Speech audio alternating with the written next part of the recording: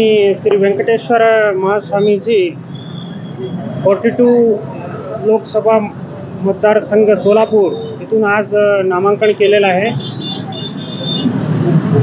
सोलापूरचे उद्योगधंदे वाढवण्याचे एक मेन माझा उद्देश आहे, त्याप्रमाणे ते उद्देशाने इथं मी नामांकन केलेलं आहे।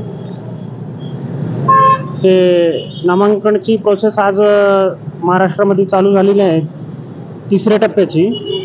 आज 12 तारीख मी आज नामांकन केलेलं आहे सोलापूरमध्ये। नागपूर साठी देखील तुम्ही पहिलाच अर्ज केला होता आणि इथं सोलापूरमध्ये देखील पहिलाच अर्ज तुम्ही केलेला आहे।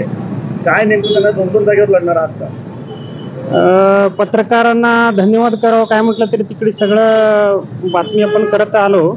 नागपूरमधून तिथं केलेलं आहे, पण मी इथं सोलापूरमधून लढणार आहे। तिथं आपले नितीन गडकरी सर आहेत, मी फक्त तिथं त्यांना भेटून तिथं भेटलो होतो, पण मी कॉन्टेस्ट तिथं सोलापूरमधूनच करणार आहे।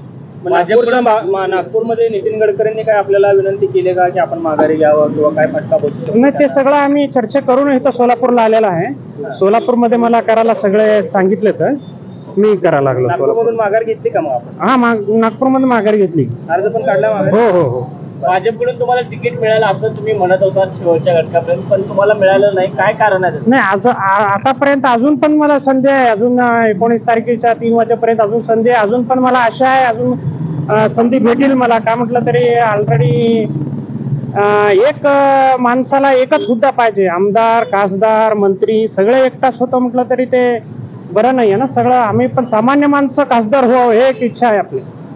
काय मुद्दे घेऊन आपण सोलापूर लोकसभेच्या रिंगणात उतरलाय आता? मेन मुद्दा इथं मी कंपनी आणायचं, उद्योगधंदे वाढवायचं, कॉर्पोरेट सेक्शन मी बघणार आहे, SEZ वाढवायचं, लँड घेऊन सगळे डेव्हलपमेंट करायचं आहे, हे उद्देश माझा आहे, उद्योगधंदे वाढवण्याचे।